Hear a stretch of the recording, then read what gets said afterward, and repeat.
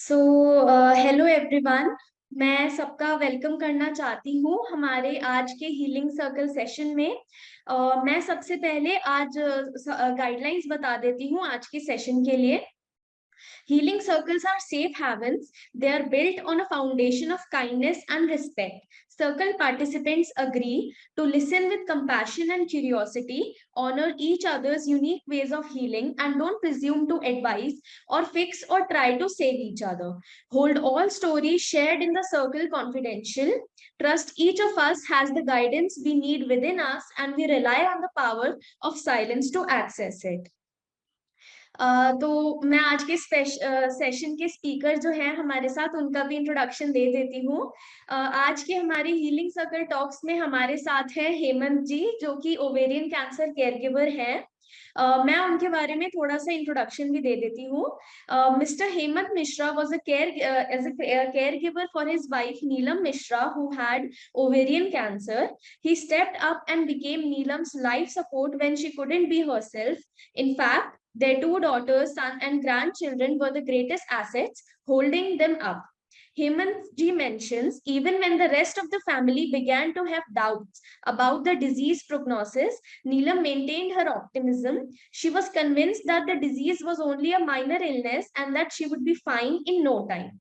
Mr. Mishra only gives the wisdom of never losing the ability to find hope, being concerned about your communication with the patient, and giving the patient mental and emotional support without making them feel like a burden through Neelam ji's cancer journey. So, Hemant ji, मैं आपको फिर से welcome करना चाहूंगी आज के session में। जी, मैंने आपको अनम्यूट भी कर दिया है।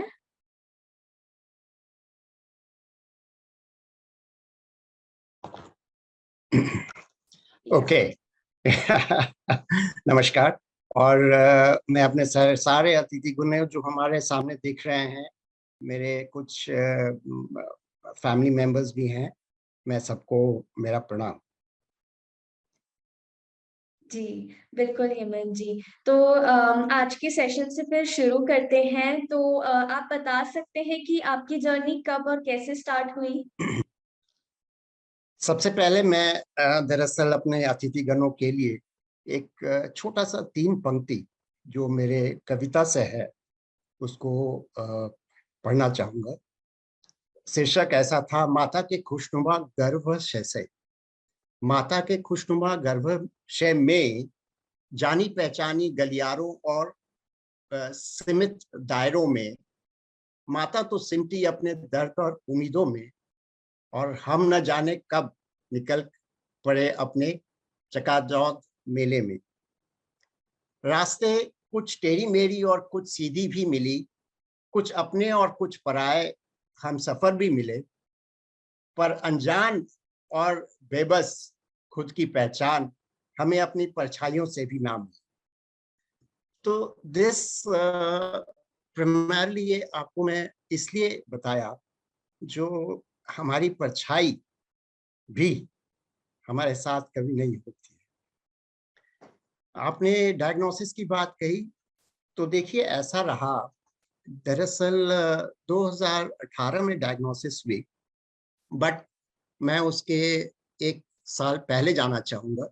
वजह सिर्फ इतना है, जो ये एक मिथ है जो कैंसर में इंडिकेशंस नहीं आती है, स्पेशली जहाँ ओवेरियन कैंसर की बात आती है तो लोग कहते हैं कोई इंडिकेशन नहीं होता है, और दरअसल जिसके वजह से हमारे हाथ से फर्स्ट एंड सेकेंड स्टेज निकल जाता है, और जब तक डायग्नोसिस होती है तो 3rd स्टेज में हम पाए जाते हैं, और फिर बहुत जल्दी वो मेटासाइज करके 4th स्टेज में पहुंच जाते हैं।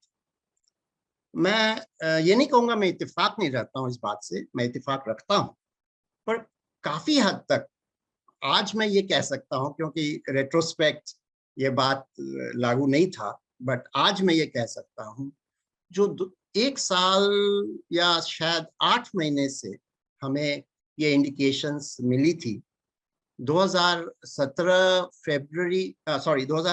फरवरी की बात कहूँ मैं, तो उस दौरान मुझे नीलम में काफी चेंजेस दिखी थी, शारीरिक और मानसिक।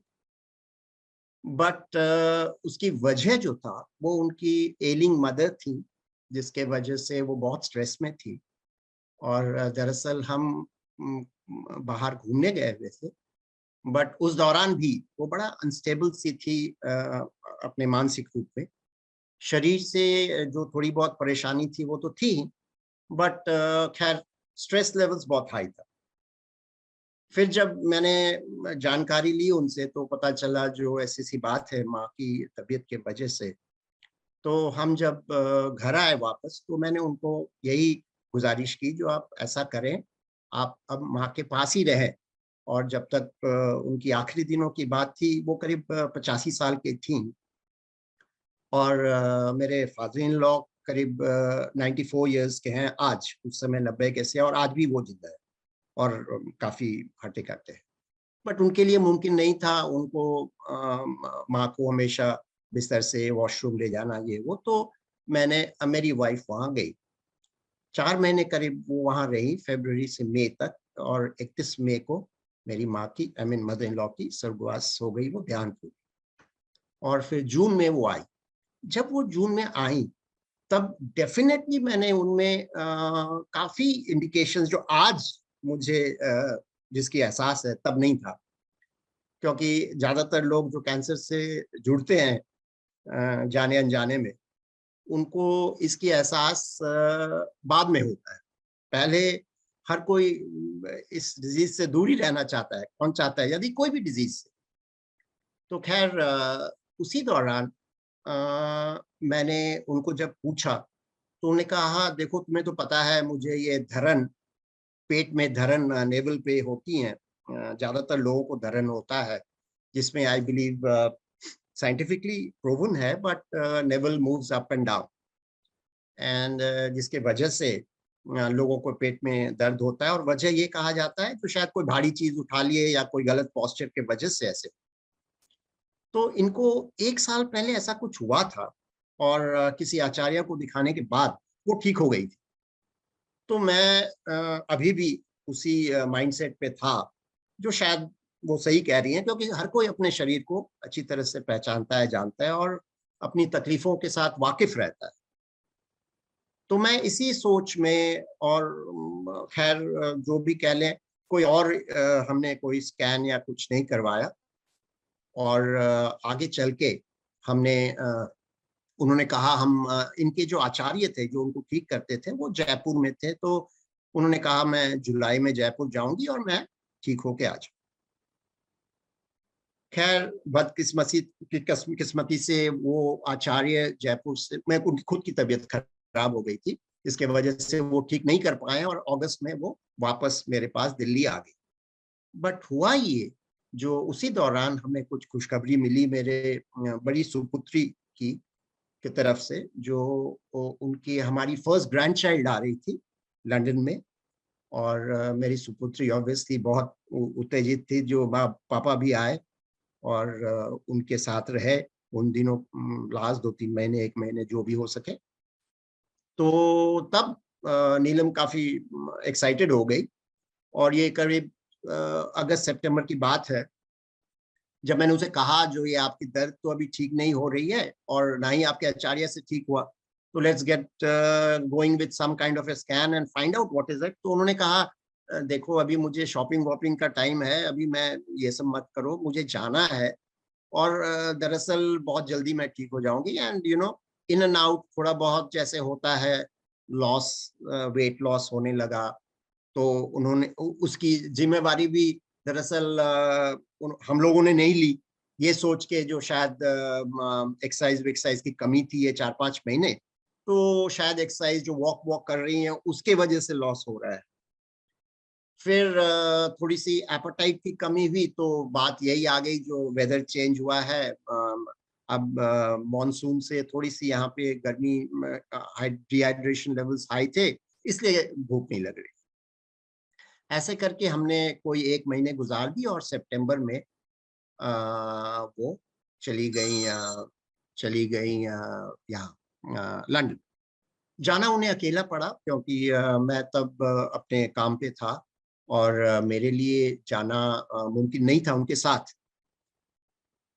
अच्छा, उसी दौरान उनका जो डेट था मेरे ग्रैंड चाइल्ड का, मेहमान का, वो करीब 14 या 13 नवंबर की थी। तो मैंने इनसे कहा जो मैं नवंबर के फर्स्ट वीक में आ जाऊंगा और आप तब तक वहाँ मोर्चा संभालें। तो वो उत्तेजित हालत में यहाँ से तो चली गई और हम दोनों में करीब 15-20 दिन या महीने का गैप पड़ गया, जो मैं मॉनिटर नहीं कर पाया। ये जरूर हुआ जो मेरी सुपुत्री वहां से मुझे बताई, जो आप पापा मम्मी की तबीयत तो ठीक है नहीं। दरअसल छोटी सी बात ये जरूर बता दूं, जो वो WHO में हैं, डॉक्टर हैं, इन द सेंस डेंटिस्ट हैं, और हेल्थ साइंसेज में बहुत परिपक्व हैं, मास्टर्स की हुई हैं हेल्थ साइंसेज में, एंड आज वो WHO में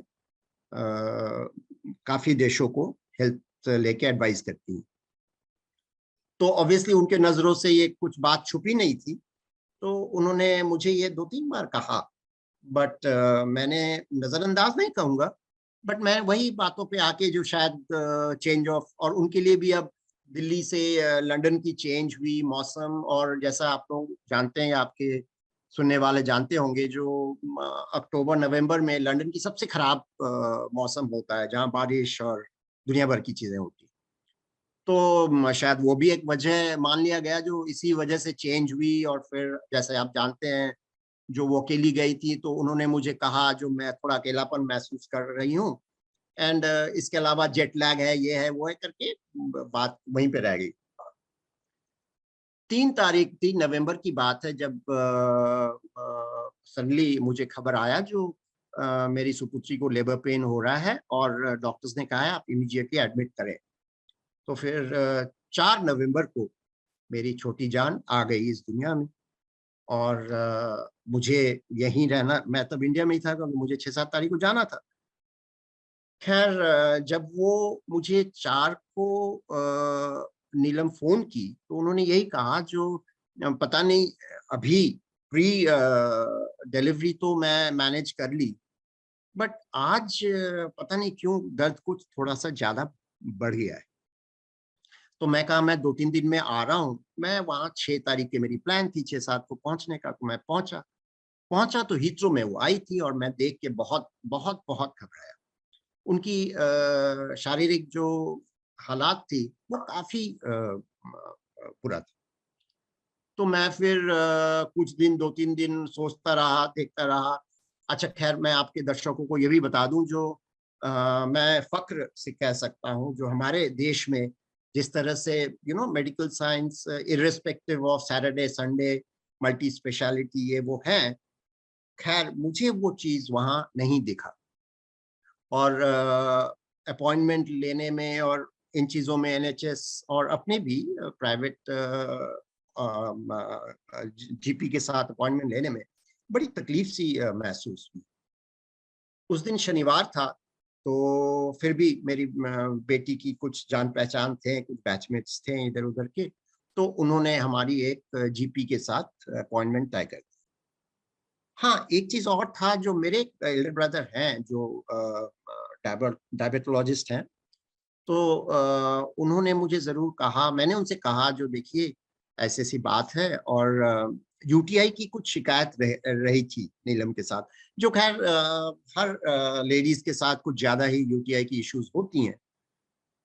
तो उन्होंने कहा आप UTI को ट्रीट कीजिए, एक जनरल एंटीबायोटिक जो देते हैं एंटीबैक्टीरियल, उन्होंने वहां से कही, बट डेफिनेटली आप किसी डॉक्टर को दिखाएं, बिकॉज ये सारे चीज कुछ मैचअप नहीं हो रही। तो मैं फिर उस GP के पास गया, GP ने देखा, उन्होंने UTI की भी टेस्ट की, बोली UTI तो है। फिर LFT की बात हुई, तो LFT जब हमने करवाया, तो उसकी रिपोर्ट भी जैसे हमारे यहाँ तो 3-4 घंटे में आ जाती है, वहां 2-3, और शनिवार है तो फिर वो सोमवार मंगलवार को आएगा। तो अब मेरे लिए एक बहुत कठिन परिस्थिति हो गई, जो मैं अब आगे कैसे बढ़ूं, क्या करूं।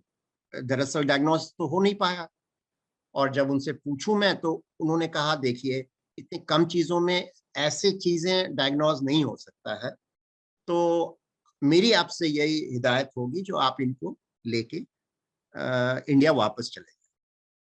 और अब तो आपकी वो जान पहचान के थे, तो उन्होंने कहा आपके परिवार में तो अब संपूर्णता आ ही गई है, बच्चा तो आ ही गया, अब मेरे ख्याल से आप ले जाएं और पूरी तरह से इनकी जांच पड़ताल करें। खैर मैंने कहा ठीक है, मेरे लिए तो एकदम सही था, बट नीलम के लिए एक माँ और अब एक नानी के लिए ये थोड़ा मुश्किल प्रोपोजल था। वो गई थी 5-6 महीने के लिए, तो उन्होंने कहा भाई ये तो थोड़ा जास्ती हो रही है मेरे साथ। तो मैंने कहा देखिए ऐसा है, एक बार आप ठीक हो जाएंगी तो वापस आप आ भी तो सकती है ना। अभी तो आपका, और जैसा आप जानते हैं ये सब एक मेंटल स्ट्रेस हो जाता है, जो या मेरे वजह से अब सारा माहौल थोड़ा खराब हो रहा है, तो उससे उनकी स्ट्रेस लेवल और बढ़ गई, सच पूछिए। खैर करते कराते हम 15-16 तारीख को हमने तय किया जो नहीं, अब हम यहाँ नहीं रहेंगे और हम जाके एक बार डायग्नोज ट्रीट कराएंगे उनको, और जब वो ठीक हो जाएंगे हम आ यही आशा में हम 18 तारीख को लंदन से निकल गए और निकल के हम दिल्ली आ गए। एक ताजुब करने वाली बात ये जरूर मैं जिक्र करना चाहूंगा हमारे दर्शकों को, जो इस दौरान उस फ्लाइट में उन्होंने शायद अपना पहला खाना इत्मीनान से खाया होगा। दर्द वर्द सब गायब हो गई, सब कुछ ठीक रहा। और जिसकी मुझे सबसे ज्यादा चिंता था, जो यदि मैं अभी ना ले जाऊं और कुछ दिनों बाद ये कॉम्प्लिकेशंस बढ़ जाए और फिर वो फ्लाइट में जाने लायक भी ना रहे, तब तो मेरे लिए बहुत ही मुश्किल हो जाए। तो खैर हम एयरपोर्ट से, मैं दर्शकों को हॉस्पिटल और डॉक्टर्स के नामों से मैं वंचित रखना चाहता हूँ, क्योंकि वो एक किस्म से प्रेजुडिस हो जाती है लोगों के दिमाग में, तो इसलिए मैं वो तो मेंशन नहीं करना चाहूंगा। बट मैं वहां से काफी नामा जामा हॉस्पिटल चेन है दिल्ली में, जहां मैं पहुंचा इमरजेंसी। कोई 5-5:30 का टाइम था, तो वहां पे गए और एज यूजुअल वहां हम जाते रहे। 1 साल पहले भी गए थे और शायद 6 महीने पहले भी गए थे। यहाँ मैं एक चीज जरूर बताना चाहूंगा, जो चूंकि मैं प्रोफेशनल और कमर्शियल पायलट था, तो हमारे जिंदगी में हर 6 महीने एक मेडिकल होती है। तो उस 6 महीने मेडिकल के दौरान मैं और नीलम ने यह तय किया था, जो जब मेरी होगी आप भी अपना करवा। ये मैं क्यों इस पे एम्फेसिस दे रहा हूँ, जो हमने 6-6 महीने पे लास्ट कोई शायद उसके लास्ट 10 साल से तक 10 साल से हम ये करवाते रहे, जिसमें उनका सारे टेस्ट होता था। अल्ट्रासाउंड हम साल में एक बार करते थे उनका, मेरा और टीएमटी वीएमटी और सब कुछ होते थे, बिकॉज उनकी मेरी जरूरत थी लीगली रेगुलेशन के वजह से मेरे लाइसेंस को एक्टिव रखने। तो जहां मैं था वहां फिर हम इमरजेंसी में गए और उन्होंने देखा, मेरे नीलम कहने लगी जो ये यार जैसे हम हर हर बार आते हैं, और 1 साल पहले शायद हम वहाँ आए थे उसी इमरजेंसी में, उनके कुछ पीठ में दर्द था, तो सीटी स्कैन में कुछ नहीं निकला, फिर उन्होंने हमें थोड़ी बहुत सुना उना के भगा दी इमरजेंसी से। तो ये सोच उनके मन में था। मैं इसलिए क्यों इसकी जिक्र कर रहा हूँ, जो हम इतने पास हैं डायग्नोसिस के, पर ये जो रोलर कोस्टर है, कभी हाँ कभी ना, कभी दर्द कभी ना दर्द, ये किस तरह से हमें थोड़ा बहुत चीट कर जाता है और हम कंफ्यूज हो जाते हैं, इसको मैं एम्फेसाइज कर रहा हूँ दरअसल ये सारे बातों से। खैर तो फिर शाम को थोड़ी बहुत जो भी गायनोकोलॉजिस्ट चेक्स हुए ये हुआ, फिर उन्होंने ब्लड्स लिए, बहुत सारे ब्लड सैंपल्स लिए, और 10:30 करीब तय हुआ जो इनका एक अल्ट्रासाउंड लिया जाए, फुल एब्डोमेन। तो मैंने कहा वही एक उपाय है फिलहाल, तो दर्द वर्द सब गायब हो गया। वो एकदम अच्छी से उसी दिन, कभी जैसे घर में नहीं खाना खाती थी, वहां इमरजेंसी में रात को मुझे कई, जो मेरी पसंदीदा खाना है इडली सांबर, मुझे इडली सांबर, तो मैं इडली सांबर उनको दिया, वो आराम से खाई। डॉक्टर्स भी जो थे, कोई इमरजेंसी में हालात खराब थी तो कोई नहीं खाना खा रहा था, डॉक्टर मुझे बुला के भी कहे जो हम कैसे मान जाए जो ये सिक है इतना, जो आप इस तरह से। मैंने कहा मैं आपको क्या क्या बताऊं, कैसे बताऊं। खैर 10:30 बजे जब वो अल्ट्रासाउंड के लिए गई, तो अल्ट्रासाउंड के दौरान आप तो जानते हैं इमरजेंसीज में स्पेशलिस्ट तो होते नहीं है, रेजिडेंट डॉक्टर्स होते हैं। तो रेडियोलॉजिस्ट जो थे वो कोई 10-15 मिनट के बाद बाहर निकले, और मैं उनको निकलते देखा तो मेरे में भी एक मैं कौतूहल तो था ही, मैं बहुत ज्यादा, जो ये हो क्या रहा है रोलर कोस्टर। तो फिर उन्होंने मुझे जिक्र की, जो सर मैं कॉम्पिटेंट तो नहीं हूँ to give you a final report, मैं इसको अपने सुपीरियर से पास भेज रहा हूँ, बट अंदर बहुत फॉगिंग है, फ्लूइड बहुत है, और मैं पेनिट्रेट नहीं कर पा रहा हूँ, स्पेशली ओवेरियन एरियाज में। तो मैंने कहा आप कहना क्या चाहते हैं, आपको ट्यूमर दिखा? बोले देखिए ट्यूमर हम नहीं देख पाए क्योंकि हम पेनिट्रेट ही नहीं कर पा रहे, बट मास है, लंप है। अब वो थोड़ा कॉम्प्लिकेशंस में आ गए हम, हमारी सोच जो, और फ्लूइड की बात होते ही एब्डोमिनल फ्लूइड है, तो उससे भी कुछ हमें थोड़ा सा डाउट होने लगा। ये मैं जरूर बता दूं, जो अभी तक उस मुकाम तक हम पहुंचे नहीं थे, क्योंकि हमने कभी कैंसर एक ऐसी चीज है जो हम कभी सोचते नहीं है जो हमें वो हिट करेगा, या फिर उसके बारे में नॉलेज लो। और दरअसल चूंकि वो डीएनए लेवल्स पे है, तो हम ज्यादा स्टडी भी नहीं करते हैं। आम जो डिजीजें हैं उन पे हम घूमते रहते हैं, डायबिटीज, ये वो, प्रेशर, और दुनिया भर की हाइपरटेंशन और कार्डियक। तो मैंने फिर कहा अब आगे की बात, तो फिर उन्होंने कहा ऐसा करते हैं गायनोकोलॉजिस्ट से जरा चेक कराते हैं, और उन्होंने सजेस्ट किया एक ट्रांस वजाइनल स्कैन होता है, तो उससे आपकी पेल्विक एरिया को आप अच्छी तरह से देख सकते हैं। तो चूंकि ऊपर से नहीं देख पाए, तो वो एक डिफरेंट एंगल नीचे से उसको वो एक्सेस करना चाह रहे थे, और उनकी ये राय। बट जो गायनोकोलॉजिस्ट ऑन स्पॉट थे, उन्होंने, दैट लेडी शी, उन्होंने कहा नहीं, हम ये नहीं चाहेंगे क्योंकि इससे थोड़ा ट्रॉमा होता है। दरअसल बेटर यही है जो हम इनको सीटी स्कैन में डालें। तो उस दौरान कोई एक आधा घंटा लग गया लोगों के स्पेशलिस्ट ओपिनियन लेने में, जब तक वो उनके सिस्टम पे गया, फिर स्पेशलिस्ट बताई, तो 12 साढ़े 12 बज गए थे।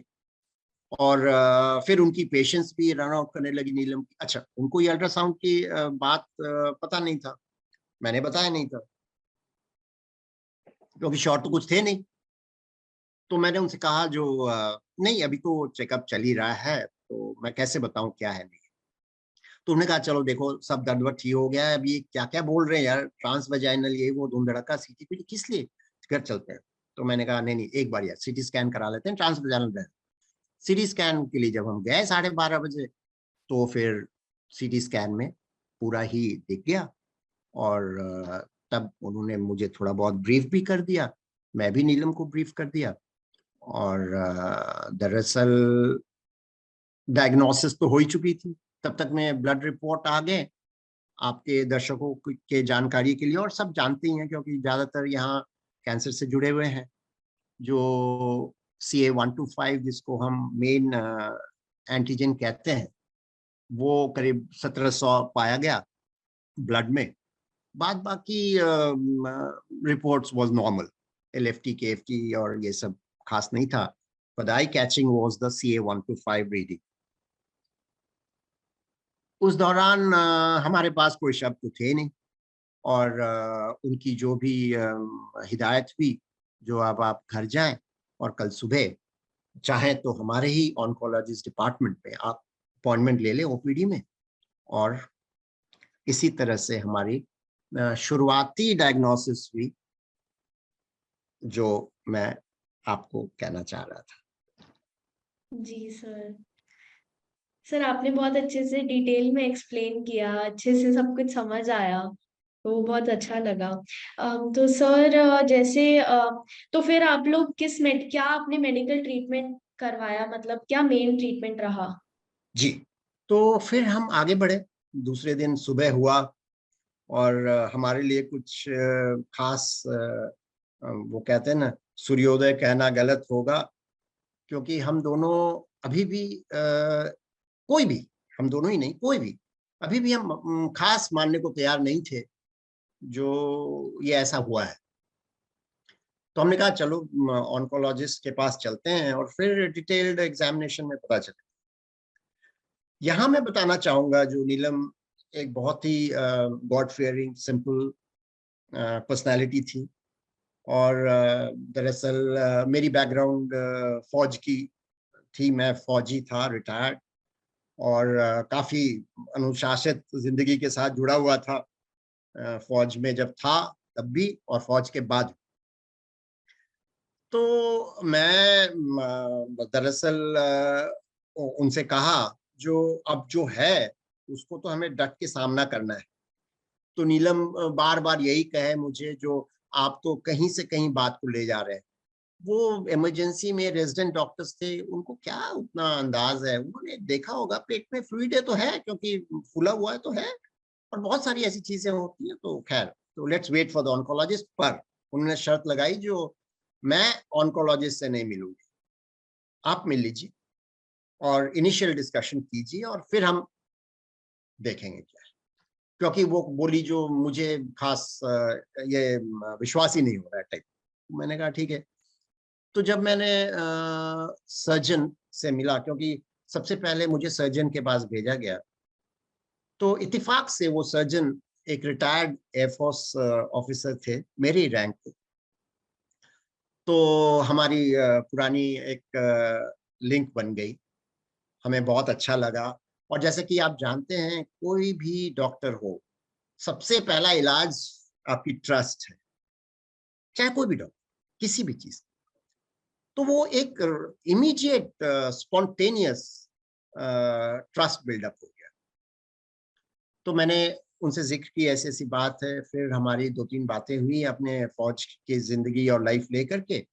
और तब उन्होंने कहा जो देखो, मैं खुद सीटी स्टूडियो में जा रहा हूँ और एक बार देखना चाहता हूँ, क्योंकि ये जो सीटी रिपोर्ट्स होती हैं ये बहुत लिमिटेड है, क्योंकि जो इनकी स्कैन स्लाइड्स हैं, बहुत लिमिटेड स्लाइड्स आपको दिखाया जाता है, जबकि ऐसे स्लाइड्स आजकल बहुत सारे होते हैं। तो मैं जाके एक बार देख के आता हूँ जो कैसा है। बहुत डिवोटेड सर्जन, बहुत ही ज्यादा। और जब वो स्टूडियो से वापस आए अपने रूम से, रेडियोलॉजिकल रूम से, तो मुझे बोले जो मैं ये नहीं कहूँगा जो ये स्टेज सेकंड है, ये थर्ड ही स्टेज है और काफी फैला हुआ है।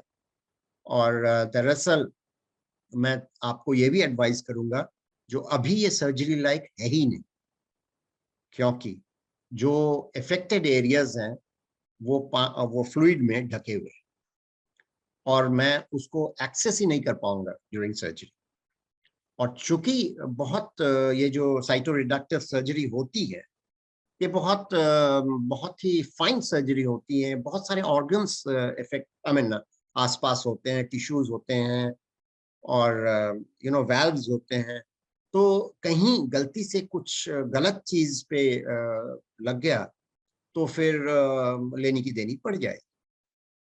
तो उसके बाद उन्होंने कहा चलिए 2-3 चीजें तो हमें तुरंत करा लेना चाहिए ताकि हम डायग्नोज कंफर्म डायग्नोसिस हो जाए जो हमारी कार्सिनोमा क्या है और हम हमारे क्या स्टेप्स होंगे, कैसे हम करते हैं।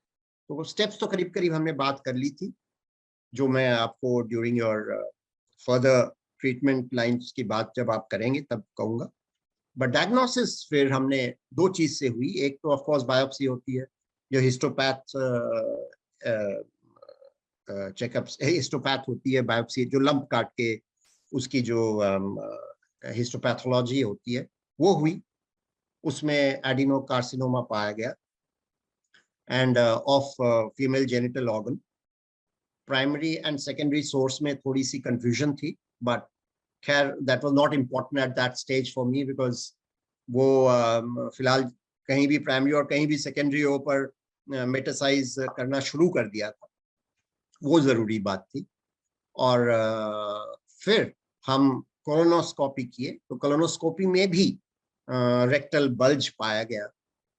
सो जब ये रेक्टल बल्ज पाया गया, ऑब्वियसली डिडक्शन ये हुई जो कहीं ना कहीं ये चीज जो है ये उसको ब्लॉक कर रही है, ट्यूमर इतनी बढ़ी हुई है जो उसको पैसेज को ब्लॉक कर रही है, तभी बल्ज हो रहा है। तो इस बात पे हम सब मेडिकल ऑनको मेडिको को फिर हम अपने लूप में लाए। ऑनको मेडिको भी एक लेडी थी, बहुत ही एक्सपीरियंस, प्रोफेशनली वेरी स्ट्रांग। तो हम तीनों ने मिलके ये बात सोचा जो अब आगे कैसे बढ़ना है। तो उनकी ये हिदायत थी जो हमें NACT करना चाहिए, जिसका मतलब न्यू एडजुवेंट केमोथेरेपी होती है, जो हम पहले केमो दे करके हम लोड को रिड्यूस करते हैं ताकि सर्जन अपना जो साइट है उसको बेहतर कर सके और फिर वो सर्जरी करे और फिर उसको फॉलो अप हम केमो से करें। तो इसको न्यू एडजुवेंट केमोथेरेपी ट्रीटमेंट या थेरेपी या जो भी कहिए ऐसा है। तो इस तरह से हमारी शुरुआत हुई सोच की और एक्शन की। और यहाँ पे मैं इस क्वेश्चन के आंसर को खत्म करना चाहूँ। जी सर। तो सर आप लोगों ने मेडिकल ट्रीटमेंट के साथ कोई ऑल्टरनेटिव ट्रीटमेंट भी रिसर्च किया या ट्राई किया? जी जी जी, आपने फिर मैं जल्दी से दर्शकों को बता दूं, जो चूंकि ट्रीटमेंट वाली बात रह गई आपके क्वेश्चंस के दरमियान, तो मैं ये जरूर बता दूं जो हमने NACT ली, 3 केमो हुआ। कन्वेंशनल केमोथेरेपी सब जानते हैं, जो इसमें कार्बोप्लेटिन, पैक्लिटेक्सेल, प्लैटिनम ड्रग्स दिए जाते हैं। इसमें पहला लाइन तो हर कैंसर पेशेंट का एक ही होता है। तो वो 3 साइकिल हमने ली। खैरियत की बात ये जरूर थी और हैरानी होगी आप लोगों को सुन के, जो जैसे ही फर्स्ट केमो हमने दिया तो वो 1600 जो CA-125 था वो आ करके 40 पे आ गया, रुक गया। और जैसे आपके दर्शक जानते होंगे या स्पेशली जो इनके साथ जुड़े हुए हैं ऐसी चीजों के साथ, जो 35 से 40 हमारी बॉडी की फीमेल ओवेरियन एंटीजन जो है 125 की लिमिट है। तो हम सीधे एक ट्रीटमेंट पे यहाँ पहुंच गए 1700 से, करीब 1680 1700 से। फिर हमने 3 वो किया और फरवरी 2019 9 तारीख को हमारी साइटोरिडक्टिव सर्जरी, जिसमें सारे ऑर्गन्स हटा दिया गया। और यहाँ मैं एक चीज आपके दर्शकों को जरूर बताना चाहूंगा, which is very important, very. मेरे पास प्रेसिडेंस है इसकी, जो मेरे सर्जन ने बहुत सोच समझ के, आप अपेंडिक्स सुने होंगे, अपेंडिक्स एक पार्ट है पेल्विक एरिया में जो दरअसल आपके किसी काम का है नहीं, बट उसको बहुत समय छोड़ दिया जाता है। और ये कह के जो इसमें कुछ अब है ही नहीं, इसमें कोई इफेक्ट नहीं है, वो ऑर्गन के साथ जुड़ा नहीं है and all that and all that.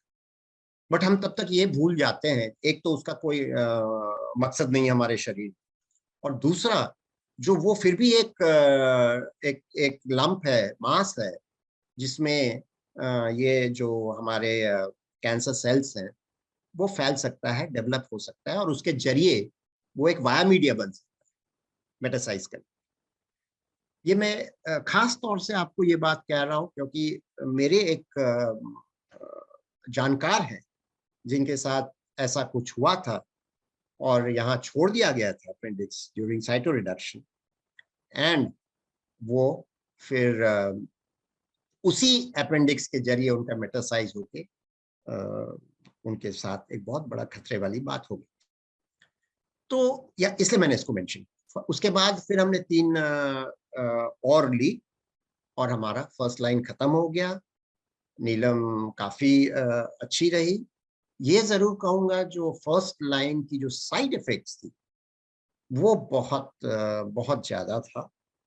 और दरअसल जिससे भी हम, क्योंकि हम जुड़े हुए थे हमारे सर्कल्स में, जुड़ना भी चाहिए हर कोई को, तो हम अपने NCR दिल्ली के सारे सर्कल्स में जुड़े हुए थे। मैं सबसे बातचीत कर रहा था।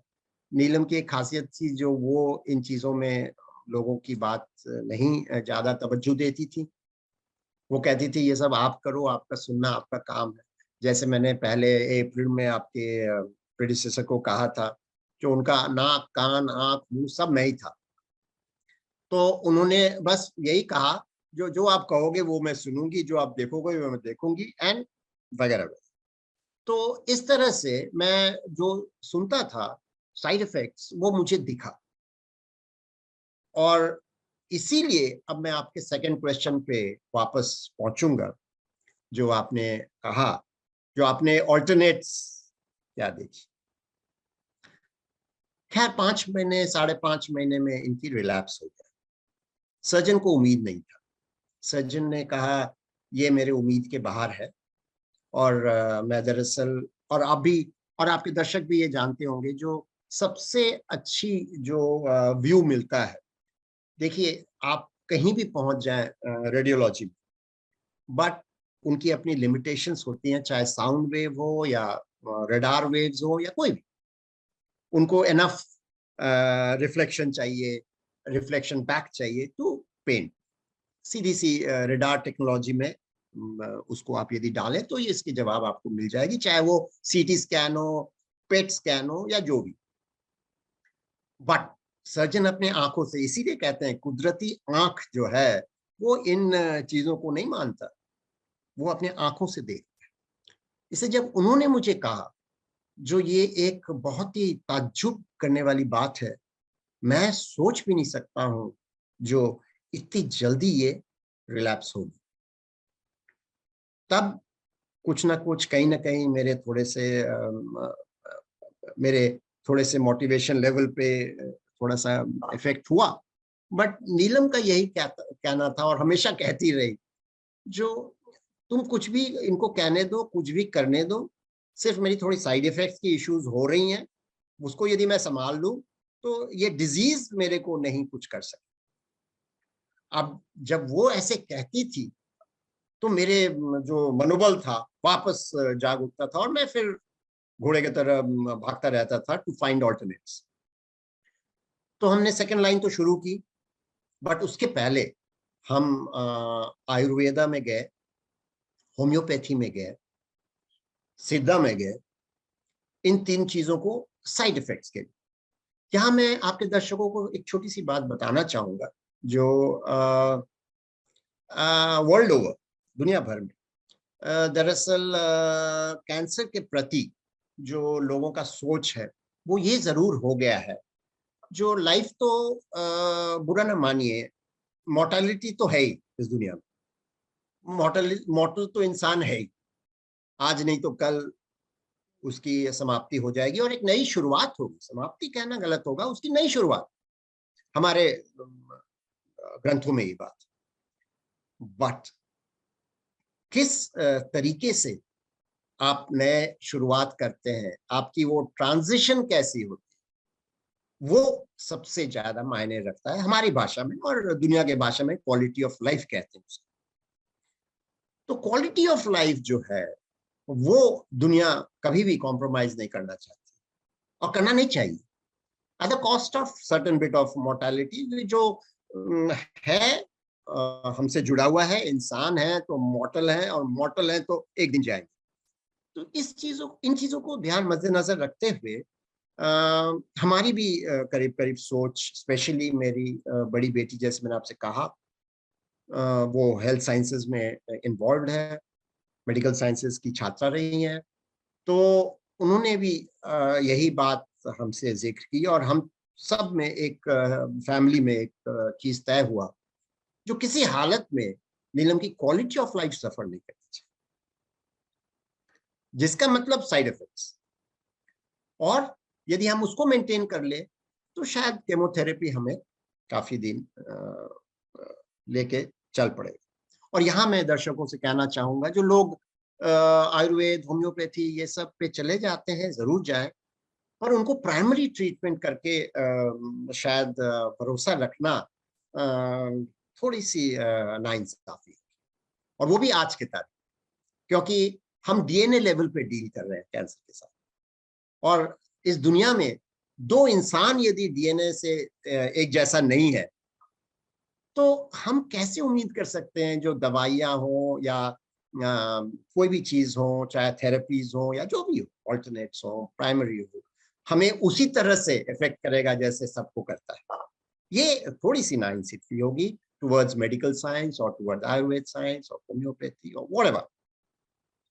इसको मद्देनजर रखते हुए हम गए, हम प्रैक्टिस किए। इस दौरान करीब 2 साल पहले उनको एक टाइप 2 डायबिटीज की शिकायत हो गई थी। Very controlled with very less of metformin, she was good under control. यदि मैं आपके दर्शकों के लिए यदि वो जानना चाहेंगे तो 5 mg मेटफॉर्मिन में उनकी sugar was good enough like anybody. तो दरअसल जो हमारे एंडोक्रोलॉजिस्ट, शुक्र है मेरे एल्डर ब्रदर, जैसे मैंने आपको कहा, वो एंडोक्रोलॉजिस्ट हैं, तो उन्होंने कहा ये 5 mg तो आप निश्चिंत रहें, कोई इशू ही नहीं। तो मैं इसलिए कह रहा था ये बात क्योंकि ये जो ऑल्टरनेट सिद्धा है या आयुर्वेद है, इनमें थोड़ा बहुत वो हनी वाला मीठापन है इनके दवाइयों में, तो जिसके वजह से मैं थोड़ा सा घबरा गया। और जैसे ये भी आपके दर्शक मानते होंगे, आप भी मानते होंगे, जो सबसे बड़ी इशू जो है हमारे खाने की पद्धति में, वो दो है। एक न्यूट्रिशन और दूसरा सैटाइटी। आप न्यूट्रिशन को ध्यान रखेंगे बट सैटाइटी को आप नजरअंदाज नहीं कर सकते, और यदि आप सैटाइटी को सिर्फ ध्यान रखते हैं तो आपकी न्यूट्रिशन तो बस गड़बड़ हो जाएगी। तो इन दोनों में एक हैप्पी मिक्स होना बहुत जरूरी। और मैं इससे इत्तेफाक रखता था और रखता हूँ, नीलम भी रखती थी। खैर न्यूट्रिशन पे उनको उतना ध्यान नहीं था, बट मेरे इर्द गिर्द होने के वजह से और मेरी अनुशासित जिंदगी से जुड़ी होने के वजह से उनके पास कोई उपाय भी नहीं था जब तक मैं उनके साथ।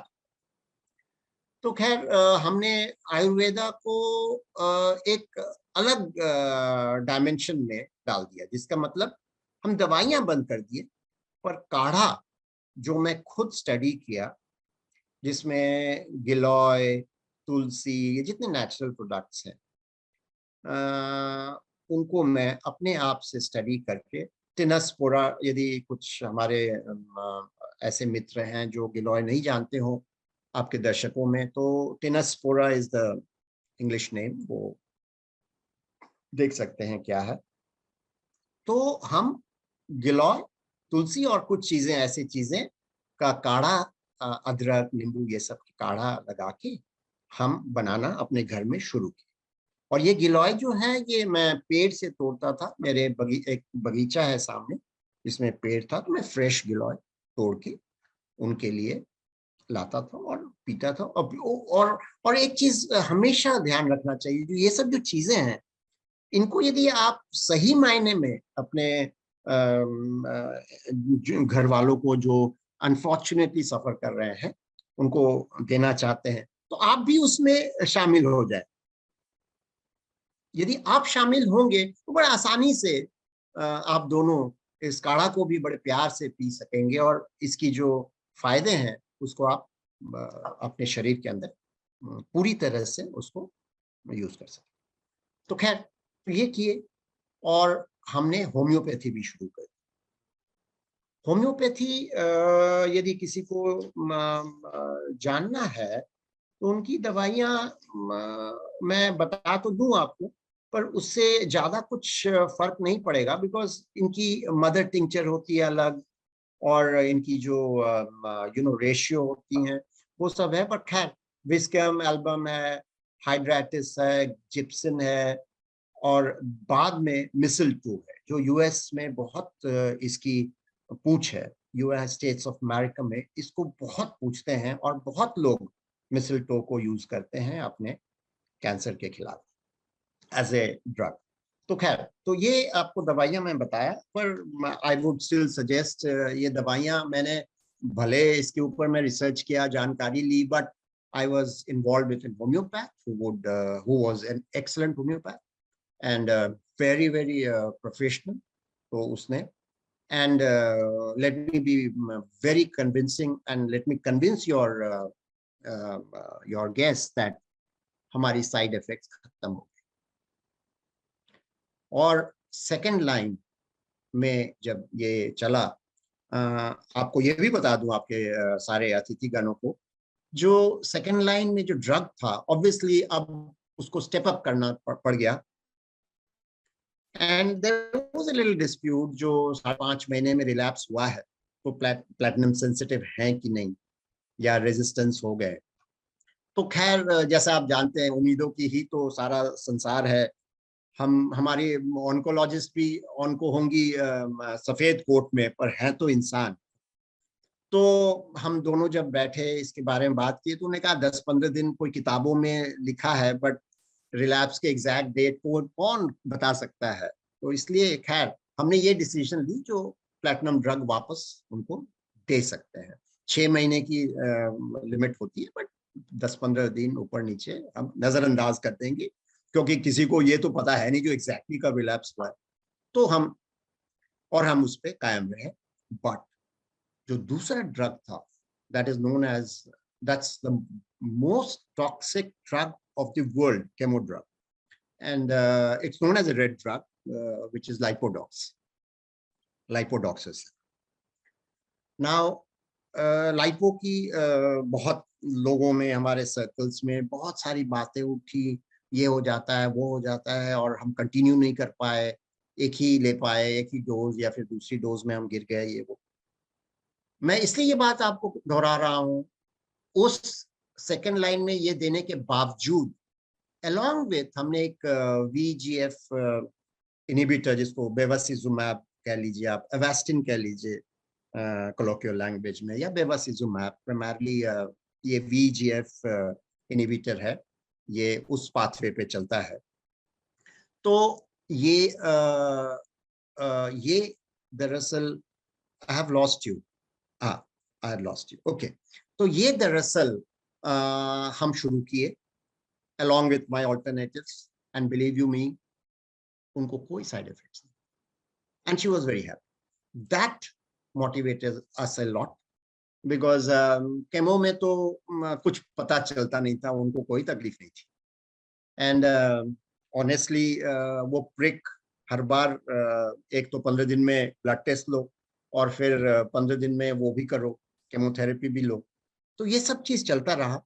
But with lot of confidence I can tell you that हमने since the treatment part wasn't discussed much, we didn't have much time, there was 4 lines that we did, approximately 36 chemotherapies, approximately about 9 VEGF infusion, bevacizumab infusion, approximately 2-3 months of PARP inhibitor, that is olaparib. But हमें उसके बाद, first line के बाद, हमने side effects खास नहीं देखी। तो this is what I wanted to tell your people as far as the alternates are concerned. But we didn't miss a day plus minus of chemo date, no.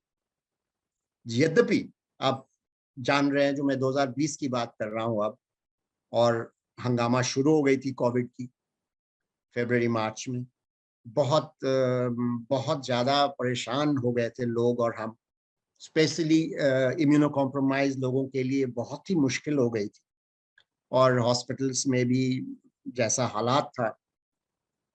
इन सब के बावजूद not a day plus minus of the chemo dates. So therefore the emphasis being that जो 3rd and 4th में लोगों ने 2 महीना 3 महीने की प्रोग्नोसिस, या 4 महीने 5 महीने कही, हमारी अब 1.5-2 साल हो चुका था। She was cooking food for us in the kitchen for sure. She was doing everything. We were holidaying around, going around Delhi, Bharatvarsh में सब जगह, जहां जहां उनकी मिन्नतें थी करने की, एंड कोविड अलोंगसाइड, कोविड भी साथ चल रहा था हमारा। तो मैं आपके दर्शकों को और आपको ये बताना चाहा ट्रीटमेंट। जी सर। तो सर मेरा एक ये क्वेश्चन था कि क्या ट्रीटमेंट के दौरान उन्होंने कोई मेजर लाइफस्टाइल चेंजेस भी किए? हाँ, ये 3।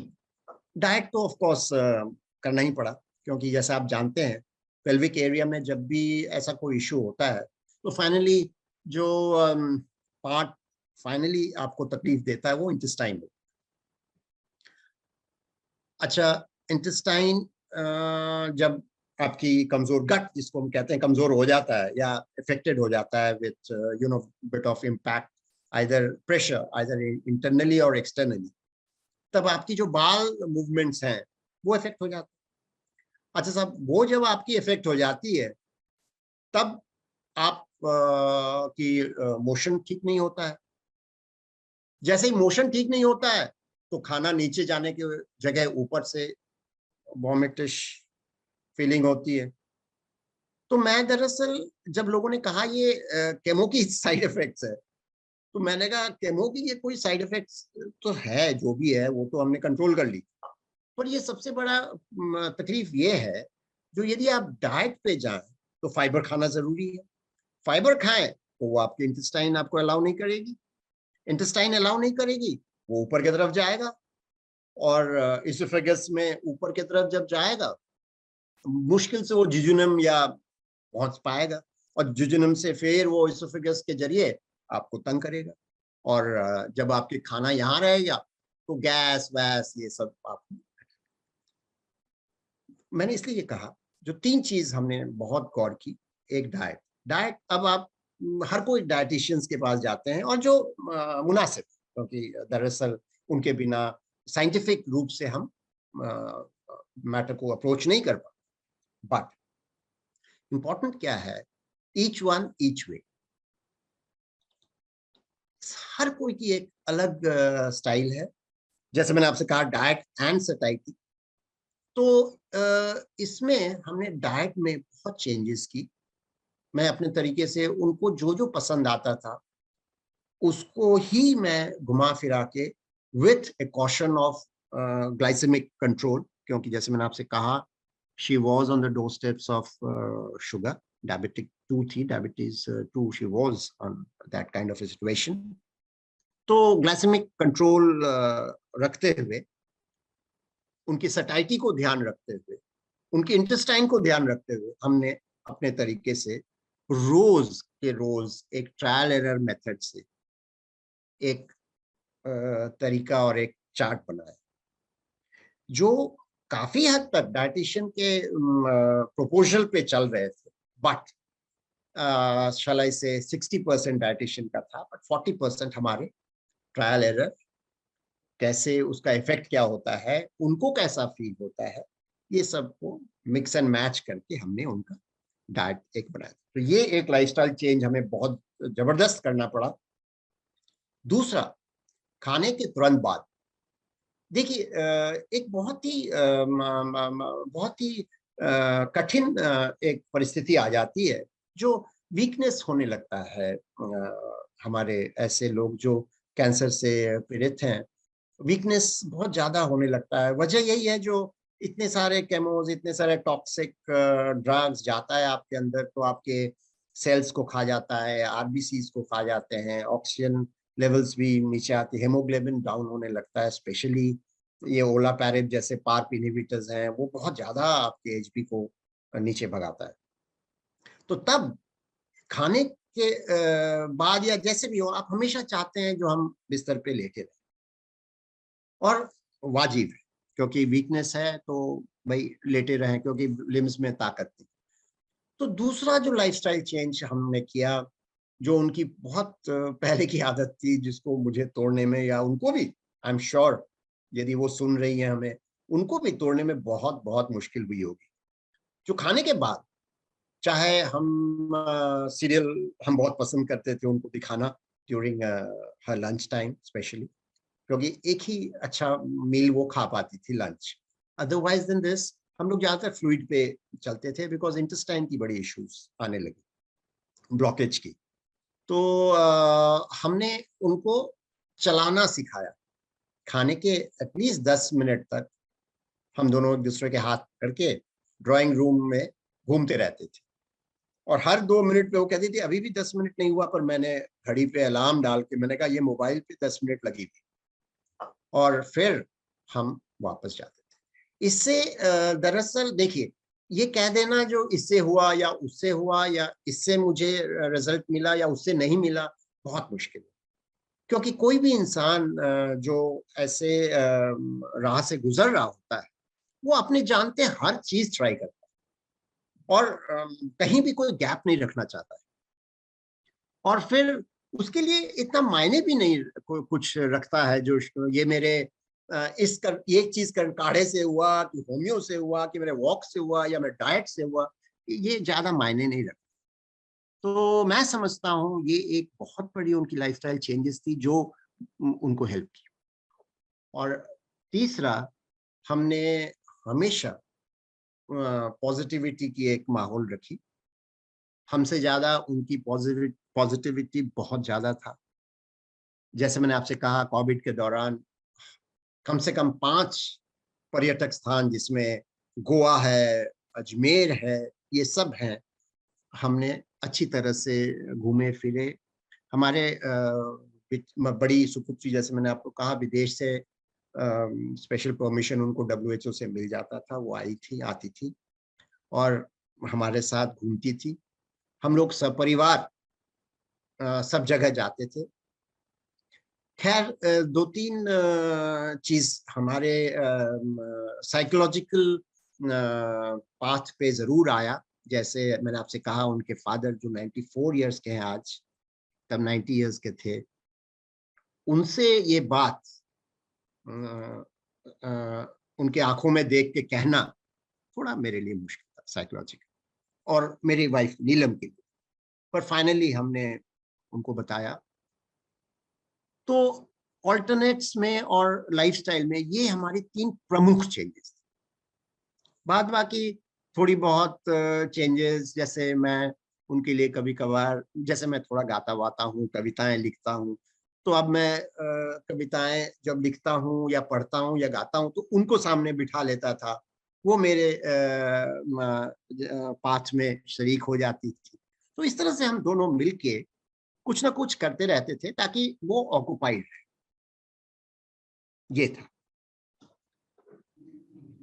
जी सर। तो सर, आप कैंसर केयर गिवर्स को, कैंसर पेशेंट्स को क्या मैसेज देना चाहोगे अपनी तरफ से?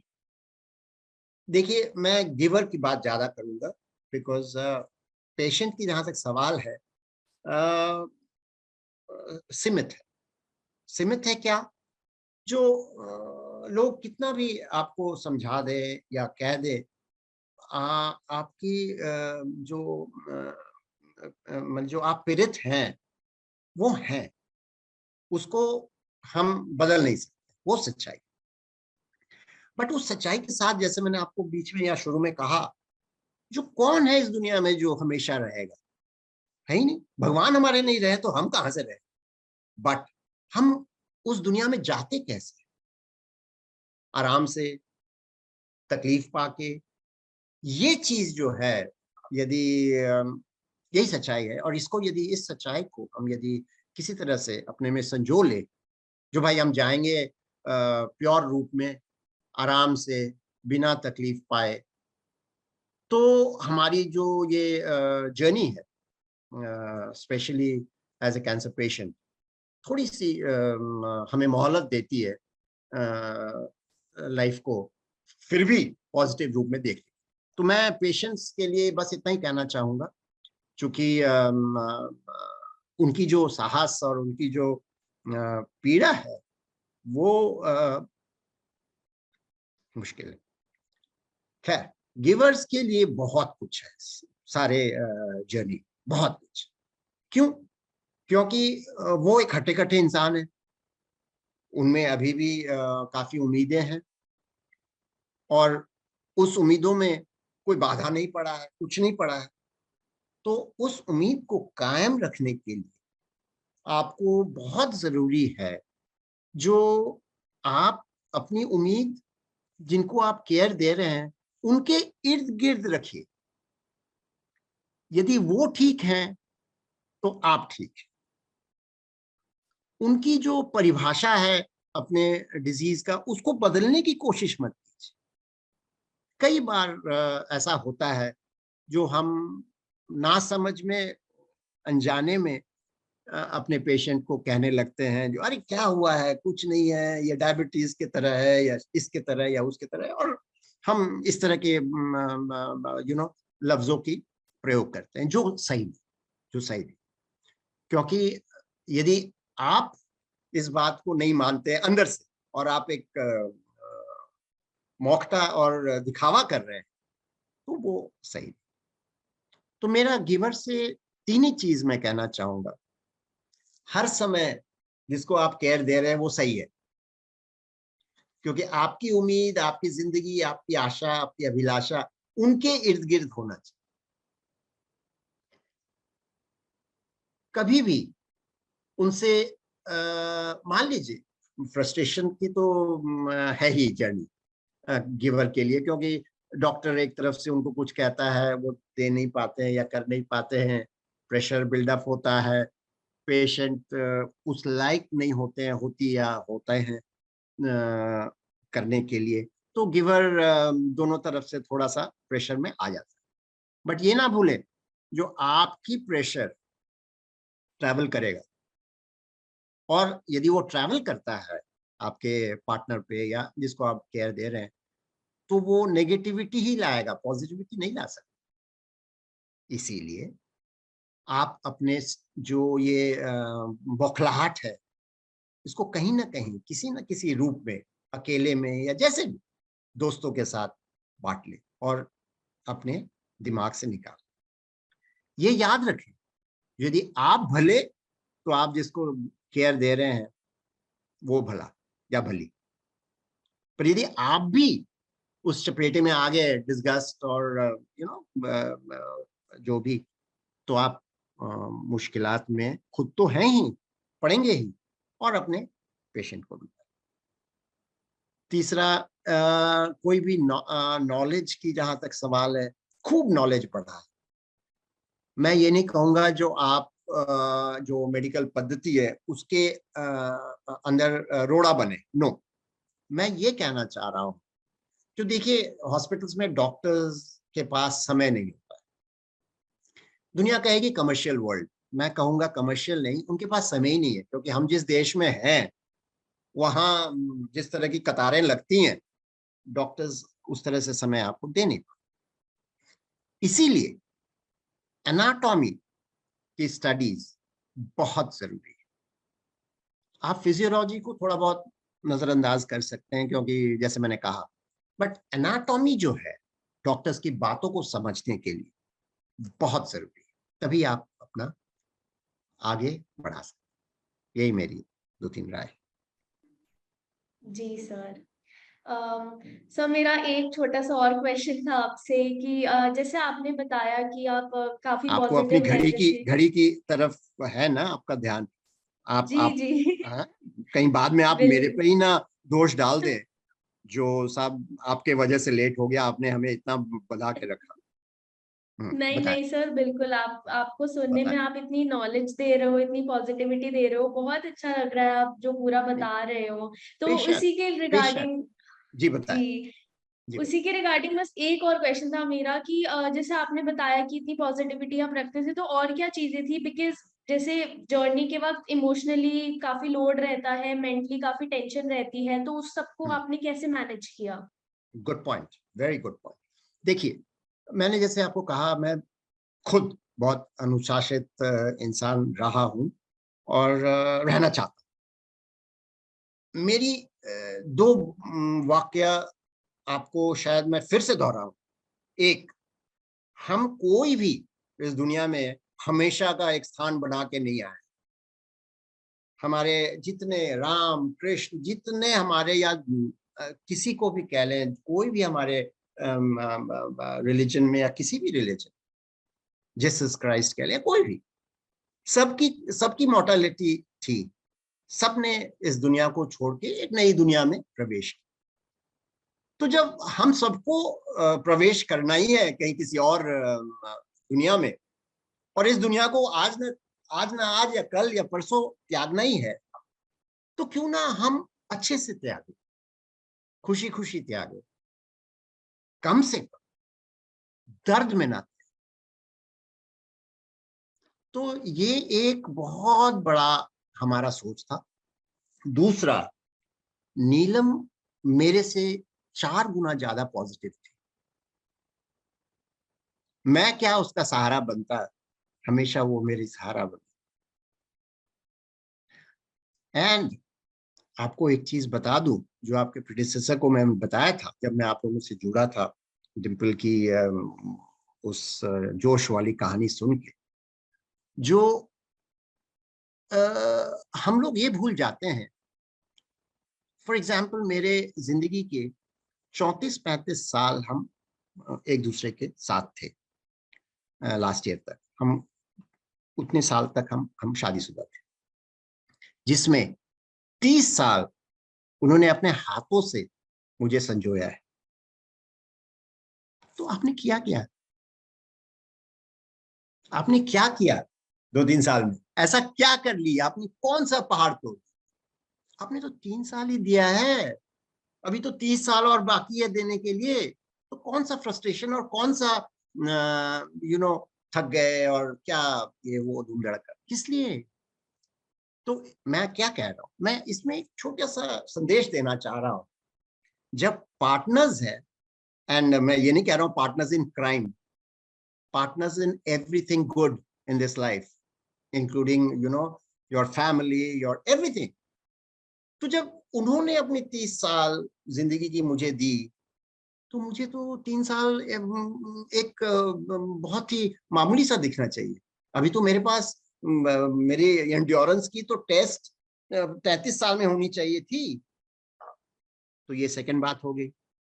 और तीसरी, मैं अपने शरीर की तरफ बहुत ध्यान रखता हूँ, क्योंकि मैं जानता हूँ, जो मन तो है ही, मन को तो आप बहला फुसला सकते हैं, बट शरीर को आप बहला फुसला नहीं सकते। ये एक ऐसे प्रकृति की ऐसी तोहफा है। दरअसल आपने मेरी पहले शुरू की पंक्ति इसी से आया है। मेरी जो पोएम, पथिक नाम है उस पोएम का, जो मैं लिखा हूँ रिसेंटली, जिसके पंक्तियां मैंने आपको शुरू में सुनाया, वो इसी से आया है। जो हम बड़े कंफर्ट जोन में थे अपने माँ के वोम में, कभी कोई तकलीफ नहीं थी। अरे पहचाने हुए जगह और हाथ पैर मार लो और माँ के खाना पीना खा लो और अम्बिकल कॉर्ड हमें अपने साथ जुड़ा रखेगा। बट जिस दिन हम बाहर आए इस दुनिया के मेले में, तो हमें पता चला, जो भाई ये भी है वो भी है। और फिर जब हम अपने को जानना चाहे, तो हम अपने परछाई से भी ना जान पाए। तो मैंने इसलिए वो आपको शुरू में आपके दर्शकों को, सुनने वालों को ये सुनाया। ये मेरी तमन्ना थी, तो इसके जरिए मैं आपको बताऊं। तो ये सब चीज आप अपनी परछाई को देखें। यदि आपकी परछाई आपको बता देती जो आप सही सलामत चल रहे हैं, तो इनायत है। तो ये चीजें हैं। जी सर। सर, तो मेरा एक लास्ट क्वेश्चन, अगर आप अपनी पूरी जर्नी को एक सेंटेंस में बताना चाहोगे तो वो क्या होगी? Good point.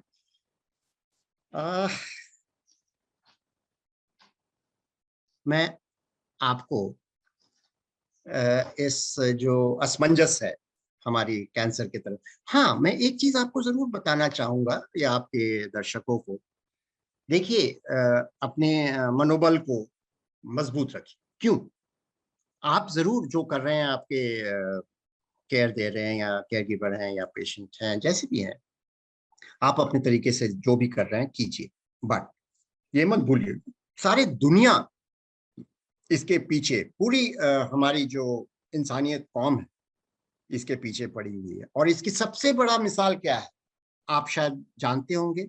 इस साल की जो केमिस्ट्री नोबेल प्राइज आया है कोई 3-4 दिन पहले, वो जिसको मिला है, उनकी जो पद्धति है, वो इसी बायोमोलिक्यूल्स के ऊपर है, सेल के बायोमोलिक्यूल्स। वो क्लिक केमिस्ट्री है, जिसका मतलब वो जो बायोमोलिक्यूल्स बना रहे हैं अभी लैब में, वो सीधे आपके जो सेल्स हैं, उस सेल्स में जाके अटैच होगा और अपना काम करेगा बिना टॉक्सिसिटी का। और तो यानी कि हमारी दुनिया और हमारी इंसानी खोज, हमारे लैबोरेटरीज इस पे बहुत तेजी से आगे बढ़ रही है। और इसकी जो खासियत है, ये जो जिनको ये मिला है इस टेक्नोलॉजी की, ये आपको बहुत शीघ्र आपके केमोथेरेपी ड्रग्स में दिखेगा। और इसी तरह से आप उम्मीदों के ऊपर अपनी कायम रखी अपनी जिंदगी को। और सोचिए, जो एक समय तो वो भी था जब पेट सीटी नहीं था, और आज ड्रॉप ऑफ ए हैट आप पेट सीटी कर लेते हैं, समझ पता चल जाता है कहाँ पहुंचा, क्या हुआ। अच्छे अच्छे ड्रग्स हैं, अच्छे अच्छे डॉक्टर्स हैं, इतनी इंफॉर्मेशन। और जैसे मैंने आपको कहा, जो दुनिया भाग रही है केमिस्ट्री में, ये रिसर्च 3-4 दिन पहले आया है, और वो लग पड़े हैं pharmaceuticals world to develop that and make into ऐसे दवाइयां जो आपके काम आ जाएं, और बहुत जल्दी ये होने वाला। तो इसको ध्यान में रखते हुए, जैसे मैंने आपसे कहा, ये छोटी सी बात मेरी रह गई थी, तो मैं चाहा आपको बता दूं, आपके दर्शकों को। और 2 लाइन मैं अपने एक छोटी सी गजल से गाना चाहूंगा, आपको बताना चाहूंगा, आपके दर्शकों को, जो इस सारे चीजों को समराइज कर देगी। जैसा आपने कहा, जो आप एक सेंटेंस में क्या बताना चाहेंगे, तो एक सेंटेंस में यही मैं बता सकता हूँ।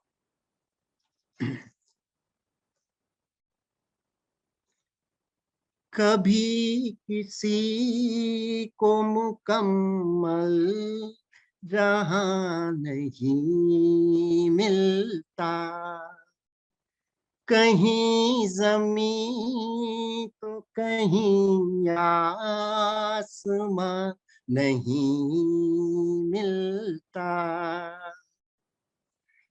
ये मेरी एक सेंटेंस में आपके दर्शकों के लिए। सर मतलब मुझे काफी ज्यादा इंस्पायरिंग लगा ये सेशन। इनफैक्ट जो आपने लास्ट सेंटेंस बताया, बहुत बहुत ज्यादा इंस्पायरिंग था, बहुत पॉजिटिव था। एंड इसी के साथ मेरे तो सारे क्वेश्चंस अच्छे से पूरा मेरे को पता चला है। आपने इतने अच्छे से सब कुछ एक्सप्लेन किया। एक छोटा सा क्वेश्चन सुप्रिया जी से आया है आपके लिए। वो कह रही है कि hello sir, even Yeah. my mother is also suffering from cervical cancer. It's Hmm. in 4th stage and she is undergoing chemotherapy and targeted therapy. What are your suggestions regarding this treatment? What is the chemo drug? Is she on this thing now on the panel? I mean, वो panel पे हैं? Is she unmuted? जी sir, एक second मैं उनको unmute करती हूँ। सुप्रिया जी, सुप्रिया जी, क्या आप मुझे सुन पा रही हैं? मैंने आपको जी अनम्यूट किया है। जी जी जी मैंने किया है। जी, नमस्कार। नमस्कार सर। जी, बताएं कौन सी लाइन है चल रही है अभी? अभी तो मम्मा का 2 थेरेपी हो चुका है, 3rd थेरेपी अभी आने वाले सैटरडे में है उनकी। नहीं, ये फर्स्ट लाइन हो रहा है, मैंने नहीं, ये रीअकरेंस है, उनको वापस आया हुआ है कैंसर। ऑलराइट, ठीक है। 2 years back she was recovered, but Alright. later on उन्होंने मेंटेनेंस थेरेपी जो करते हैं जी। उसका उन्होंने प्रॉपर ट्रीटमेंट नहीं किया था। Now we have shifted to a new hospital with a new doctor, and Okay. he has given a hope that with the help of this targeted and the chemo she will recover. Very nice. But Yeah. I'll not assure you the cancer will wholly cancer जाएगा बोलकर मैं नहीं बोल सकता, क्योंकि वो 100% cure नहीं होएगा, क्योंकि it's in the 4th stage, but she will have a good life, ऐसे उन्होंने बोला है। And still I am worrying about my mother, because वो मम्मा सुप्रिया जी देखिए, ऐसा है, ये वाजिब आपकी वरी सर आंखों जी, because I was also worried, Yeah. but I was worried in my bathroom, not in front of her. Correct, हाँ, So that should tell you some kind of a little, give you some kind of a message. yes. And the second point being that, you know what, as they always said, these are lifestyle diseases. Cancer is now a lifestyle disease. Yes, yes. Which lifestyle disease can be cured, you tell me? Right There's no now, lifestyle disease which can be cured. Yes. You can only control them. Yes, yes. But you can never cure a lifestyle disease. Correct. Hypertension, diabetes, all the lifestyle diseases. Yes. Therefore, to have a hope to Hmm. cure cancer, Yes. it's a very tall task. Correct. So, but I definitely would like you to prevail on this of your thought process, which your doctor has said, that quality of life will be maintained, Yes. and don't get disheartened if Yes. some reason a year and a half. I mean, you are very lucky that Correct. it has relapsed after 2 years. Yes. She's Yes. platinum sensitive, everything. Yes. So you have all the drugs possible. Yes. And very soon, as I said, he would have various pathways. Has she gone through the NGS, that is next generation sequencing? No, not yet. We are just on the primary stage now, where the chemo is being given in the 6th cycle with the targeted therapy. After this, the second phase, after doing a PET scan, they will decide. ऐसे Supriya decide करेंगे. ji, like I told you, knowledge is something we need to, the caregiver has to be absolutely on the ball. Yeah, knowledge okay. is important. Now, when I Yes. say that, I just give you a hint in Okay. which, these days, world over, right at the first line itself, people are going in because these things are available. It's not that Yes. it's not available. These things are available, which is, the next generation sequencing. What it does is that it's semantic. What it does, it takes your tissue and checks its development, how it went through for about 560 genes. It tests small in the lab. Okay. And then establish which is the pathway. Okay. Which if we target through a medicine, it will, keep it controlled. Okay. Unfortunately, I have done all this, but there in my wife's case, we could not get that pathway which was responsible for it. And when they found the trials, the antibody for that antigen, that pathway was still under clinical trial 2. Okay. Okay. And clinical trial 2, you will not be able to administer a drug. Correct. Because it's still under clinical trial. Yes. Yes. And yet in India, we are slightly poor in research and development, as you know, which is a fact. Yes. Yes. We work on established pedestal. We don't work on research and development. That is, our clinical trial scene is pretty poor. And therefore, think over it. Go on to the knowledge part. Discuss with your medical professional. And if you need to do a next generation sequencing to establish whether this targeted therapy that you have been advised is on the right lines. Yeah, because she's 65 years old now. That is why they have or unko kuch I think after 6 cycles they may plan for her surgery, I believe, because उसके क्योंकि वो उनका जो cervical का जो rectum तक पहुंच गया है. She's having main rectum, it has been spread, as you said, it is a part of a balloon. ऐसे हो गया है. I believe that it is 28 centimeter. And it has been affected to other organs also, but they are very less compared to this particular rectum part. So targeted therapy is concentrating on that particular जो organs होते हैं जहाँ पे mainly spread हुआ है, उसके ऊपर वो concentrate करता है. Once, I think, I don't know, according to my knowledge, the targeted therapy will prolong for a long time. It will not be ended so soon. But chemotherapy, I think it will be 7 to 8 cycles. मेरे ख्याल से. So even I am also in the confusion whether what is the next step is being taken by the doctors and what can I do with that particular thing. आपने जैसे आयुर्वेदा का बोला, homeopathy का बोला, मम्मा is already on the Ayurvedic part. Bangalore में एक है DS research centre बोलकर, उधर से हम लोगों ने दवाइयां भी मंगाई हुई है. And even they have given based on her reports, and uske upar unhone bola hai it will not like वो क्योर होएगा पर वो भी टाइम लगेगा. You have to take that. आपने जैसे आयुर्वेदिक बोला वो स्वीट होती है दवाइयाँ ऐसे वगैरह, ऐसे ही है मम्मा को जो उन्होंने दिया हुआ है उनकी सारी दवाइयाँ स्वीट्स है. जब मैंने अपने लाइक ऑन्कोलॉजिस्ट को बोला मैं क्या उनको आयुर्वेदिक दवाई दे सकती हूँ, एंड आजकल तो आपको पता है फैक्ट, वो कभी भी मना करेंगे नहीं अभी जरूरत नहीं है because she is on treatment. But Yeah. all of, yeah, because the whole family members, when we came together, when we came for a discussion, they said no, it has to be taken with the chemotherapy. कोई ऐसे ही नहीं बोलता कि नहीं ये मत लो. As you said, the side effects जो होते हैं वो कम होते हैं, but एक ही साइकिल में, दो ही साइकिल में साइड इफेक्ट्स जल्दी कम नहीं होते. या देखिए सुप्रिया जी, फॉर श्योर जो आप दो तीन चीजें डिस्कस कर सकते हैं.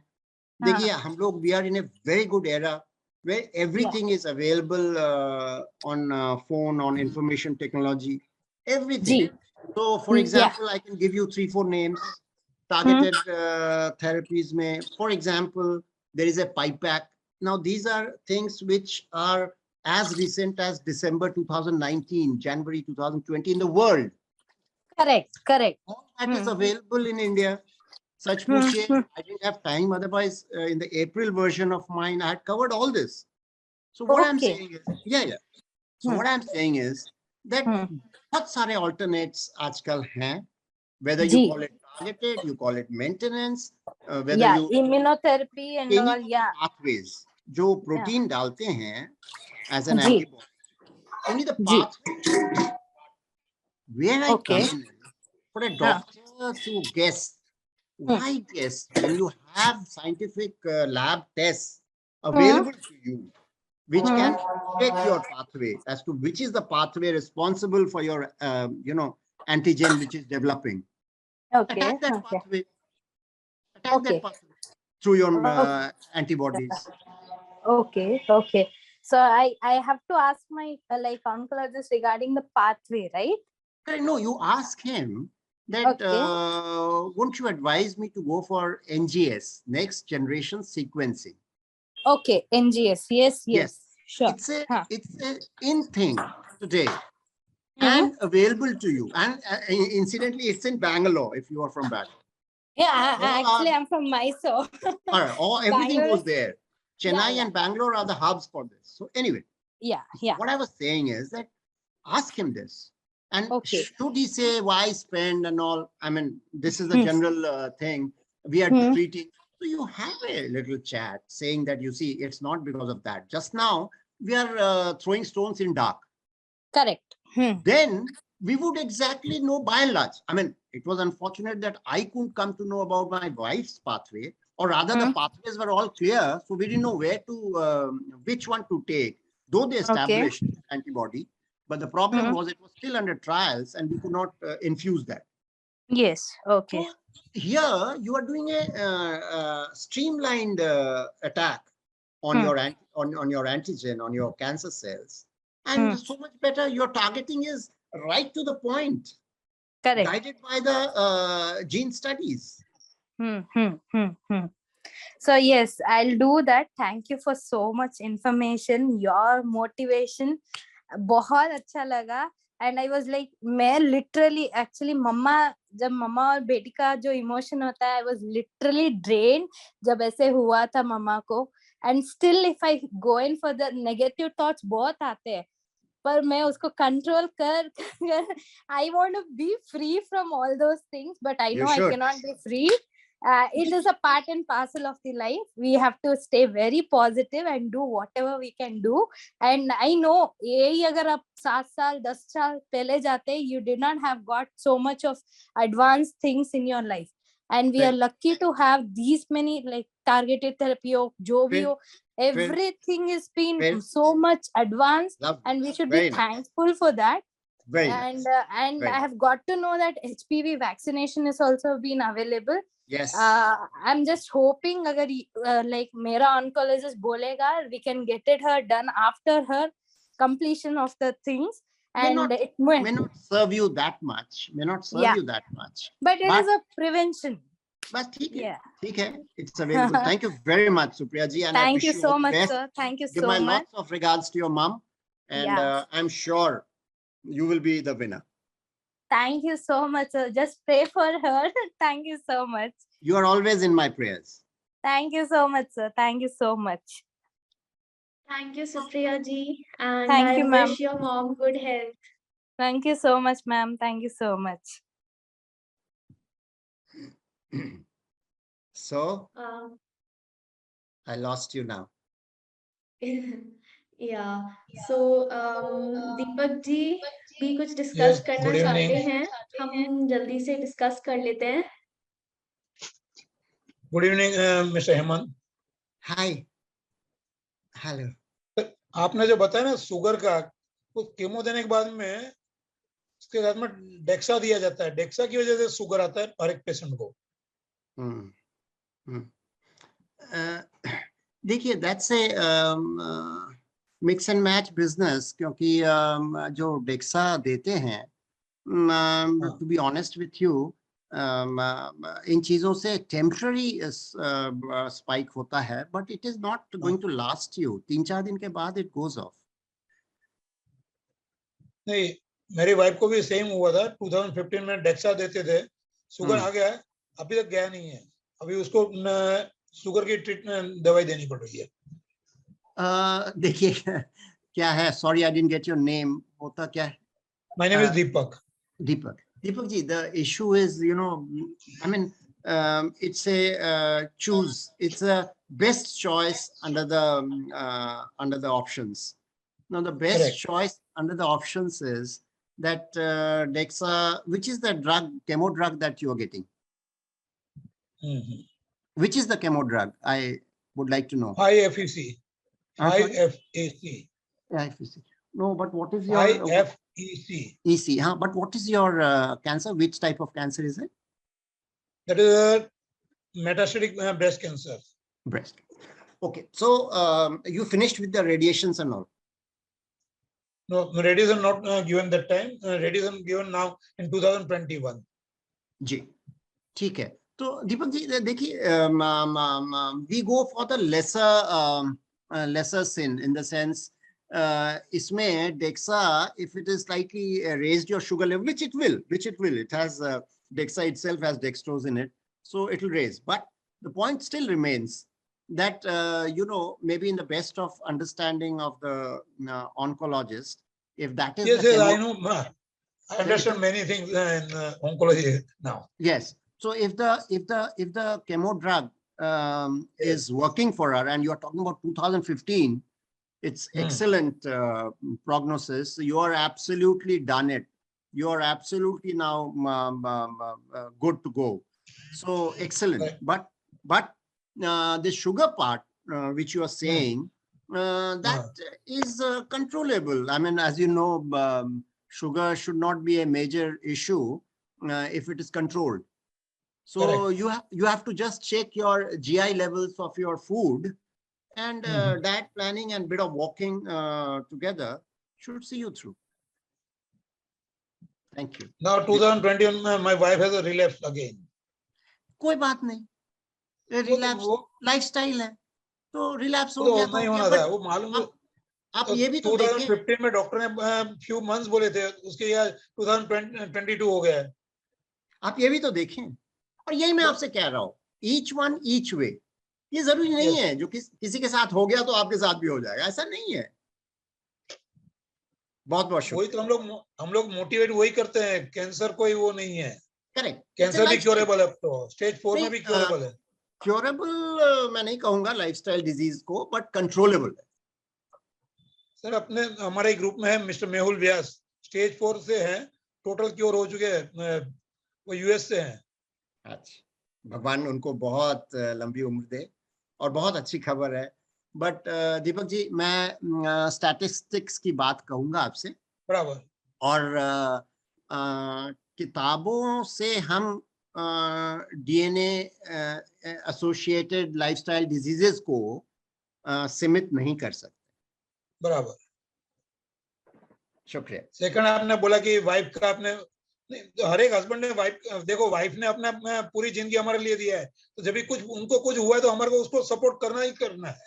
Yes, that is your motive. उन्होंने जब, that is your motivation factor, ये आपके लिए है। उन्होंने तो देखो अभी तक उन्होंने अपना पूरी लाइफ हमारे लिए दिया, आज अभी उसको तकलीफ है तो हमारे को करना ही करना है। Yes, absolutely, that's the spirit. Very good, I'm so proud of you. Thank you, Deepak. Thank you. चलिए, thank you sir. Thank you very much. Thank All you the Deepak best. Ji. Thank you Aastha ji, आपकी smile बहुत अच्छी है आस्था जी की। Thank you sir, आपकी भी। मैं वो स्माइल देखने के लिए ज्वाइन करता हूँ डेली, हर एक टाइम आता हूँ ना मैं, आपको डिम्पल मैडम की स्माइल देखने को याद हो जाता हूँ, और लास्ट में थैंक एक यू आध सो पॉइंट मच रख देता हूँ दीपक इधर जी। के। जी जी बिल्कुल, ओके, थैंक यू सर। हाँ जी। तो इसी के साथ फिर हम लोग आज का सेशन भी एंड करते हैं। एंड मैं आपको फिर से बहुत ज्यादा धन्यवाद बोलना चाहूंगी कि आप आए आज के सेशन में, आपने इतनी चीजें बताई, इतनी नॉलेज और इतनी इंस्पिरेशन दी है। एंड आई एम श्योर कि इससे कई कैंसर केयर गिवर्स और इनफैक्ट पेशेंट्स की भी बहुत हेल्प हुई होगी। तो thank you so much sir for joining us today. I'm honored, Astha.